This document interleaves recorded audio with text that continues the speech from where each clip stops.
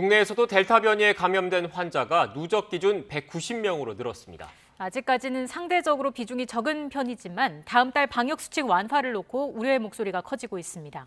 신상엽 감염내과 전문의 연결돼 있습니다. 안녕하십니까?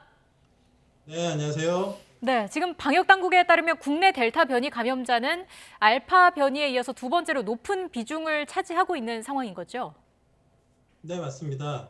2020년 12월부터의 전체 검출 비율을 보면 영국발 알파 변이가 한 85%, 인도발 델타 변이가 이제 8.5% 정도로 나타나고 있습니다. 근데 지난주에 이제 검출된 걸 보면 영국발 변이는 85% 정도로 이제 비슷한 상황이고요.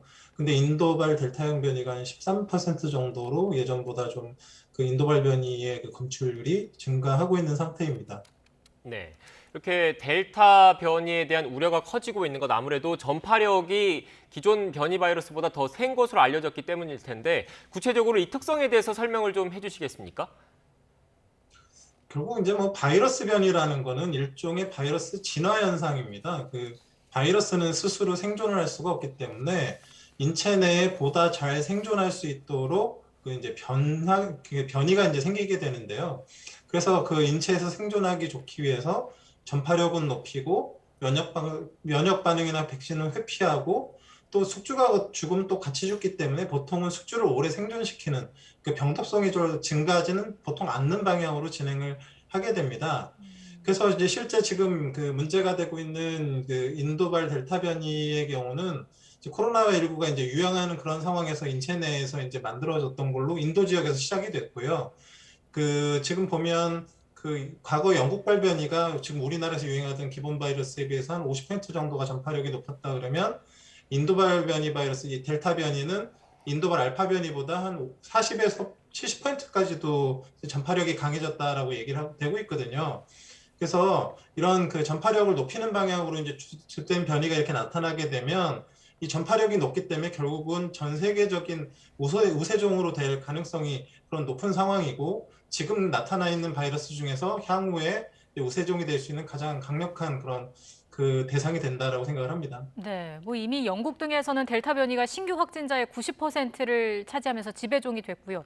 미국 상황도 심상치 않습니다. 파우치 국립 알레르기 전염병 연구소장이 델타 변이가 최대 위협이 될 것이다 이렇게 경고를 했는데 공감하시는 거죠? 네, 그렇습니다. 결국은 이제 전파력이 강한 변이 바이러스가 이제 전 세계적으로 유행을 하고 있고, 뭐 영국은 말씀하신 대로 90%가 넘었고, 미국도 지금 신규 확진자의 10% 이상이 델타 변이로 나타나고 있습니다. 결국은 전파력이 워낙에 좋기 때문에 어느 나라든 간에 유입된 상황에서 유행을 통제하지 못하게 되면 사실 한두 달 내에도 우세종이 되는 게 충분히 가능하기 때문에 이런 그 또 변이 바이러스가 백신 접종의 효과도 떨어뜨리고 또 그런 확진자가 늘어나면서 의료 시스템 마비도 같이 그런 유발할 수 있어서 이제 향후 코로나19에서 이런 변이종을 어떻게 대응하는지가 가장 중요한 요소 중에 하나가 되겠습니다. 네. 특히 영국 같은 경우에는 젊은 층을 중심으로 델타 변이 감염자가 늘고 있는데 이렇게 젊은 층이 변이 바이러스에 많이 감염되는 이유는 뭡니까? 가장 이제 핵심은 이제 백신 접종입니다. 이제 뭐 우리나라도 그렇지만 대부분의 나라들이 이제 백신 접종이 고령층 중심으로 이제 우선적으로 진행이 됐었던 부분들이 있고요. 또 젊은 층들은 접종 대상이 되더라도 뭐 증상이 심하지 않고 뭐 그렇기 때문에 접종 수용성이 떨어지는 경우들이 많습니다. 그래서 영국 같은 경우는 뭐 1차 접종자가 80%, 완료자가 60%가 넘음에도 불구하고 지금 접종을 하지 않은 젊은 층을 중심으로 이 델타 변이가 대유행을 하면서 확진자 수가 급증하고 있는 거고 이건 다른 나라에서 반면 교사를 좀 삼아야 되는 부분들이 있거든요. 그래서 백신 접종을 지금 아직까지는 지금 기존에 개발된 백신이 접종 완료를 했을 때 그 델타 변이에 충분한 효과를 가지기 때문에 젊은 층들도 대상이 됐을 때 최대한 빨리 접종을 하는 게 중요한 상황이라고 보겠습니다. 네. 자, 그리고 오늘 오전에 또 소식이 전해졌습니다. 인도에서 델타 플러스 변이가 보고가 됐는데 인도에서 이렇게 유독 대규모 변이가 출현하는 이유는 뭐라고 봐야 할까요? 변이 바이러스라는 건 결국 인체 내에서 만들어지는 현상이거든요. 그래서 유행이 없는 지역에서는 변이 바이러스가 생기지 않고요. 유행이 굉장히 통제가 되지 않고 치료도 제대로 않는 그런 바이러스가 인체 내에 오래 생존하는 그런 환경에서 결국은 변이 바이러스가 생기는데, 뭐 인도 같은 경우는 지금 조금 통제가 됐지만 그 이전에 워낙에 오랜 기간 동안 대규모 환자가 발생하면서 의료 시스템이 마비가 됐었던 상황이기 때문에 그 결과로 지금 변이 바이러스가 계속 등장을 하고 있는 거거든요. 그래서 지금 또 이제 영국이 또 이렇게 또 유행을 하다 보면 영국에서 또 새로운 변이가 생길 수도 있고 그런 상황입니다. 그래서 아직 그런 변이 바이러스가 유입되지 않은 나라 입장에서는 최대한으로 접종을 빨리 진행해서 이런 유행이 생기지 않도록 만드는 게 자체적인 변이가 생기지 않게 되는 그런 가장 중요한 핵심이 됩니다. 네. 이 델타 플러스 변이가 보고된 지 얼마 안 됐기 때문에 추가적인 연구가 필요하긴 할 텐데 이 델타 플러스 변이의 특징 현재까지 파악된 게 있습니까? 뭐 지금 변이는 뭐 델타 변이든 델타 플러스 변이든 지금 가장 특징적인 거는 이 변이가 진행되면 진행될수록 전파력이 점점 강해지고 그다음에 백신 회피할 가능성이 더 높아지고 이런 부분들이 이제 가장 문제인 거거든요. 그래서 이제 뭐 우리나라 입장에서는 어떻게든 변이를 최대한 유입되는 걸 막고 지역사회 감염을 최대한 통제하는 그런 부분들이 지금 이제 필요할 거라 보입니다. 네, 지금 말씀을 해주신 것처럼 입국 단계에서부터 유입을 차단하는 게 큰 과제로 보이는데 델타 변이가 지금 유행 중인 영국과 인도 같은 경우에는 예방접종을 완료할 경우 자가격리를 면제하는 대상국에 포함이 됐잖아요. 이에 대해서 우려의 목소리도 나오는데 방역당국의 이런 대책에 대해서는 어떻게 보시는지요? 뭐 방역 당국에서 뭐 이미 이제 입국자들에 대해서 이제 뭐 여러 대책들을 세우고 있고 거기에 대해 이제 변이 바이러스 검사를 계속 하고는 있는데 사실 영국, 인도뿐만 아니라 뭐 미국도 그렇고 지금 코로나19가 유행하는 대부분의 지역은 변이 바이러스에 대해서 검사가 안 됐을 뿐이지 영국발, 뭐 인도발 이런 알파, 델타 변이들이 사실 대부분 있을 거라 생각을 합니다. 그래서 그런 것들을 이제 격리를 뭐 면제하는 그런 부분들이 있어서는 사실 좀 신중한 부분들이 좀 필요할 거라고 생각이 되고요.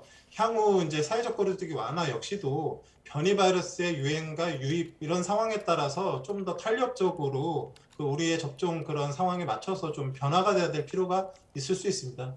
네.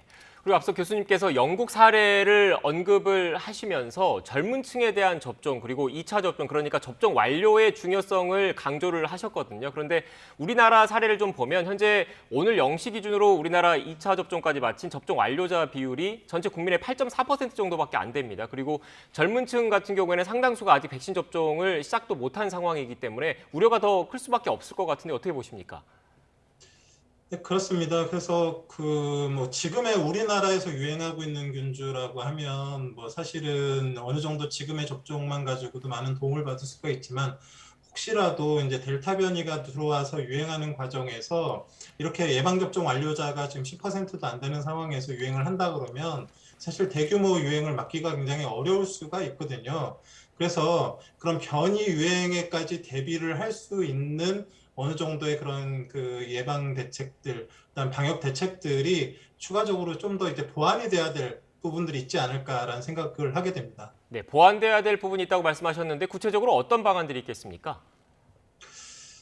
우리나라가 다른 나라랑 차별되는 어찌 보면 그런 국민들의 가장 좋은 의식 중에 하나가 마스크 착용입니다. 이런 다른 곳에서 대규모 유행을 했을 때도 우리나라의 국민들의 마스크 착용 이런 부분들이 사실 상당수의 유행을 저는 막아줬다고 생각을 하거든요. 근데 이제 조금씩 이제 우려의 목소리가 나오는 게 이제 7월부터 뭐 야외에서의 마스크 착용을 뭐 이제 안 해도 될 수 있는 그런 예외적인 그런 조건들을 만들어 놓는 게 아직 7, 8월 같은 경우는 우리가 지금 예방 접종이 충분히 되지 않은 상황에서 뭐 접종을 정말로 완료하신 분들이 마스크를 벗고 이런 것들은 뭐 안전하겠지만 그렇지 않은 분들도 같이 이렇게 동참을 해서 마스크를 벗거나 이런 시민의식이 혹시라도 좀 해이해지는 과정에서 인도 델타 변이가 유행을 한다 그러면 좀 문제가 있을 수 있다라고 생각을 하거든요. 그래서 이런 예방 방역에 대한 그런 완화된 부분들이 뭐 필요는 하지만 마스크 착용이나 뭐 이런 부분들에 대한 대책들은 상황에 따라서 조금씩 좀 아직 좀 늦추는 걸 좀 미루는 그런 대책이 필요할 수도 있겠다 생각을 합니다. 네. 결국 말씀하신 걸 들어보면 코로나19를 완전히 극복하지 못했고 집단 면역도 형성된 상황이 아니기 때문에 개인 방역 수칙을 철저하게 지키고 경각심을 가져야 한다 이런 말씀이셨던 것 같습니다. 지금까지 신상엽 감염내과 전문의와 함께 코로나19 관련된 내용 짚어봤습니다. 오늘 말씀 고맙습니다. 네, 고맙습니다.